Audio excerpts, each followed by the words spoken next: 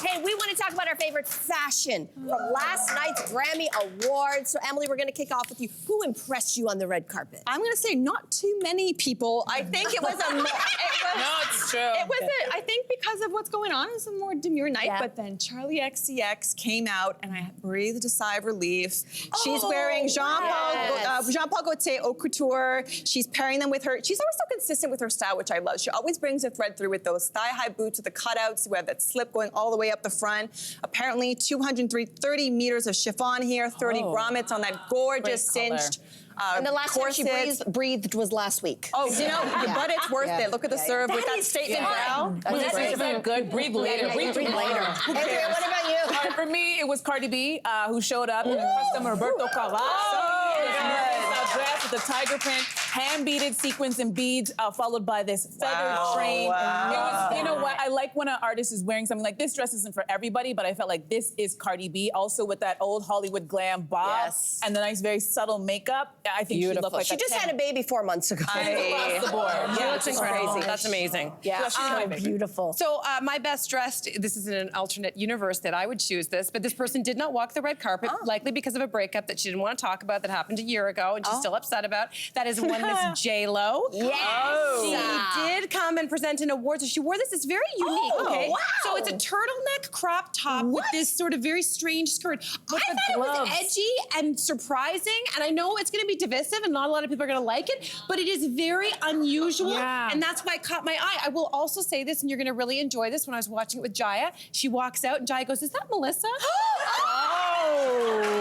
Jaya, Auntie Mel says thank you. He's gonna get in my dreams.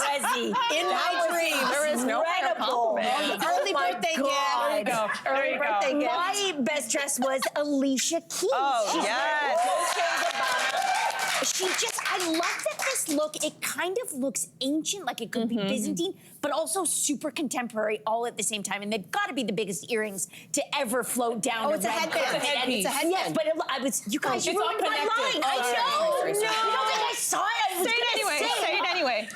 They are technically earrings, but she's not getting hurt because the headband is getting the weight. Okay, that's why I'm upset. God, we got there. We were talking about the corset really quick. The corset looks great. She had to lie down in the car to get to the venue.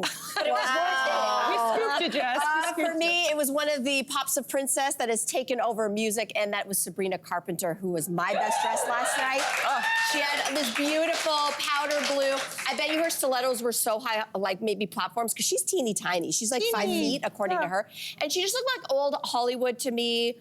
Again, that double-sided tape is working hard to keep that dress on because it was beautiful. It was backless. I thought she looked gorgeous.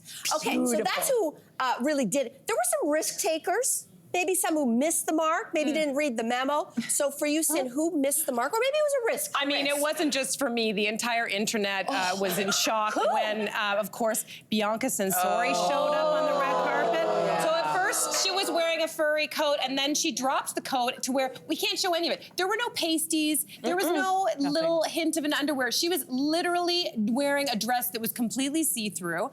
And zero underneath, right? Zero underneath. Zero Absolutely zero underneath. And I mean, here's the thing. It's like, I don't know. What was that? Someone in the audience says, isn't Kanye, she was there with Kanye. They were not invited as far as I know. And isn't Kanye the one who at one point in time was saying to Kim K, you need to dress a little bit more demurely? Don't we remember this moment? What has happened? I think these two have jumped the shark. But you have some backstory about why they did this. No, so there's an album cover that Kanye has, a Vulture's album cover, and it is Bianca back, her bum is facing towards us, and he has his arms crossed, and he's looking kind of like, I own this. And they did that same pose.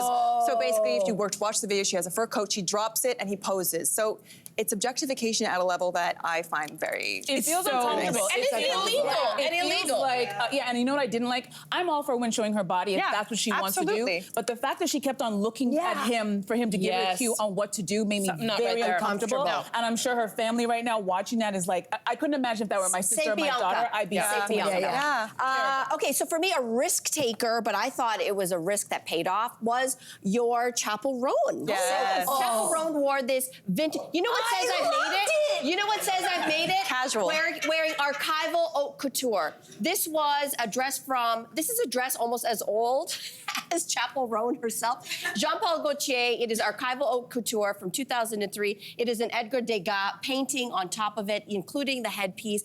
Nothing says I've arrived like this. And if you know anything about Chapel Roan, she's inspired by drag queen makeup. And so that is the inspiration for her white face and for that look. I think if nothing screams Chapel Roan quite like that. So good job. I absolutely loved it. And I loved my risk taker too. I don't know if you've heard of her. Her name is Sierra Farrell. She's an American singer-songwriter. She took home 4 Grammys last night. She was one of the night's biggest winner. And I learned that she was once a homeless and train hopping busker. And so if I came from that and then went to the Grammys, I would wear this too. Do you know what I mean? Like, it looks like Marie Antoinette and a wedding dress from the 80s got together and had a baby. That's right. Why wouldn't you wear it? That's my question. That's amazing. And also, how do you stand out when most people don't know who you are? You wear That's true. smart woman, with the red carpet. For me, my risk taker was Taylor Swift. Now, listen, this outfit, first of all, that Pat McGrath red lip, I'm going to buy it right after the show. This is a Vivienne Westwood custom crystal corseted strapless dress. But for me, was the jewelry. I think we have a close-up. She's wearing a leg chain on her right thigh with a T. Now, some people were like, oh, this is for Taylor, stands for Taylor. Oh, no. She custom made this jewelry with Lorraine Schwartz, the jeweler. And everybody knows, come on, this is about Travis. Their boyfriend who couldn't be there because, as you guys know, he's going to be playing in the Super Bowl next weekend, so he couldn't be there. But I thought it was sexy and cheeky, and I know some people are going to think it was cheesy, but I thought it was cute. I liked it. I thought it was a little sexy, like, this and also It's sexy figure skater. you guys Sexy figure skater. Listen, and you know how the Swifties love an Easter egg, and they say this is a nod to the song Guilty as Sin as she muses whether her lover has written her mind on her upper thigh. Only in my mind.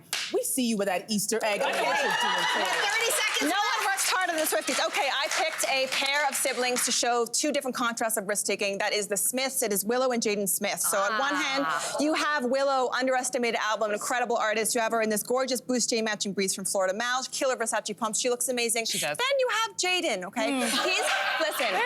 He's wearing a custom Louis Vuitton, and then he's wearing a castle hat. Do we know why?